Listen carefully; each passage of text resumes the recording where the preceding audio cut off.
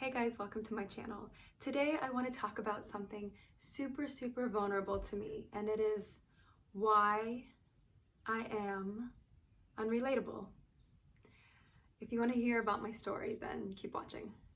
So I've heard it said quite a few times to me that I'm just unrelatable. I'm skinny, I'm blonde, I've got nice hair and this, and basically the way that I look makes the things that I teach and the things that I say just not as important, because clearly I don't understand what other people are going through. So I want to address that, because for me, it's the elephant in the room. For me, it's the trigger. It's the thing that holds me back from teaching the really beautiful, positive things that I've learned in my life. Now, growing up, I didn't have the beautiful upbringing. There were beautiful aspects of it, no doubt, but actually my upbringing was quite abusive, toxic. There was addiction and suicide and abuse and illness and drugs and alcohol and codependency and control issues, and the list goes on. But I didn't have that gorgeous upbringing that creates a gorgeous person. I actually had the upbringing that creates an addict or a codependent person, or the person who attracts abuse. And the truth of the matter is I did all those things.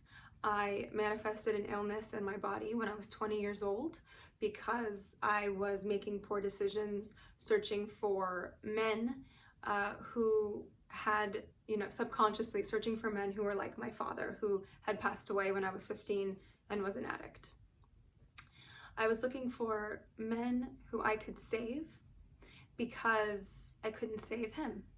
So that manifested in finding emotionally abusive men who cheated on me and were very bad to me, and then manifested itself in an illness, a chronic pain disorder in my bladder that affected my entire life. My entire life became about being the sick girl, the girl in pain, the girl who couldn't go out and eat normal food or drink with her friends or date normally or even have sex.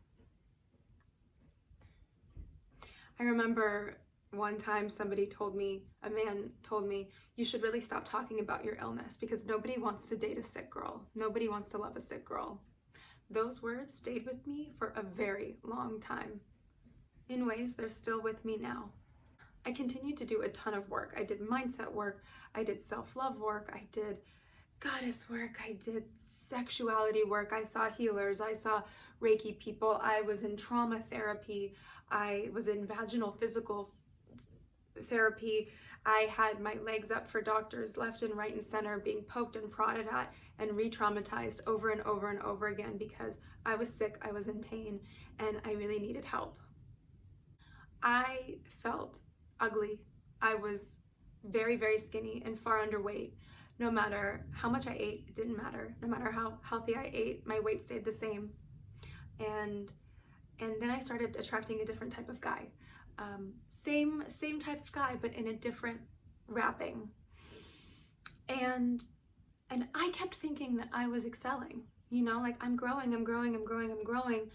And then I'd find somebody who couldn't handle the woman that they wanted me to be. I found a couple people like this. They couldn't handle the woman that they wanted me to be. They wanted me to be all powerful and beautiful and sensual and sexy and all of these things. They couldn't handle the reality of who Taylor might be as well. So in that, the co-creation between the two of us would bring me smaller, make me skinnier, make me unhealthy, and I would hold them to standards that they couldn't hold themselves to, and then they resented me. And in that, the relationships just continued to be toxic. And I was so confused. I was like, why? Why am I still attracting these toxic relationships when I swear I've done the work? But the work actually came when I had to let go of all my daddy issues and all my mommy issues. And I felt ugly, and my skin was breaking out, and my pores are big, and I have all the lines, and this, and like a million excuses as to why I was never actually good enough to receive the love that I wanted, and then I no longer believed that it existed. And I no longer believed that feeling as good as I was talking about feeling existed. The work was hard. But then something happened. I healed the childhood stuff. I really did. I didn't just talk about healing it. I didn't just talk the talk and not walk the walk. I actually walked the walk. I went inside. I asked God for help. I asked the universe for help. I went inside. I became a hypnotherapist to learn more about the mindset. I attracted my absolute dream partner into my life. I put on healthy weight. My hair started growing again. You know, my eyes cleared up. I feel better every single day. And so it then appears to the world that I'm actually unrelatable, because all of the beauty that I cultivated inside of myself started coming out through my skin, through my body. All of the beauty that I was looking for in my heart then radiated outside of me. And I started walking the talk. I started walking the talk, and I actually showed up in the world the way that I was talking about showing up in the world. So because I'm showing up in the world in a way that I've actually talked about showing up in the world as the full manifestation of the woman that I've always wanted to be, and the woman I'm continuing to become, it feels unrelatable.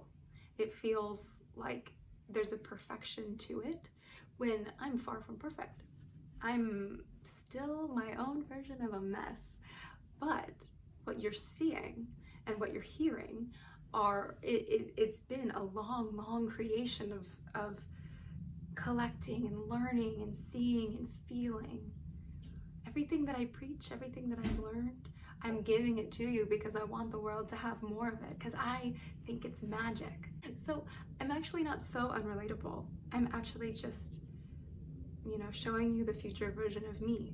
I'm showing you the woman that I want to be, and I'm holding that for myself and appearing and showing up in the world like that. And I want the same for you. I want the same for everyone. So I would challenge you to look past what you think you see in somebody. We say don't judge a book by its cover, and it's interesting because I actually come against this all the time, where people assume that I might be a certain type of way. But everything that I've become, the woman that I've become, is because of the life that I've led up until now. So with that said, I hope that you're on this journey with me. I absolutely love teaching you guys about manifestation and love and mindset and productivity and sensuality and everything that is magic and everything that is feminine. So I hope that in this video you find me just a little bit more relatable to you. You see who I am, you see where I've come from, and you see who I am in my heart and the woman that I've become versus where I came from. So thank you for letting me be vulnerable with you and tell you a little bit about myself. That sort of thing is never easy. So I really appreciate you being here and listening. All right, you guys, have a beautiful day, and I'll catch you later.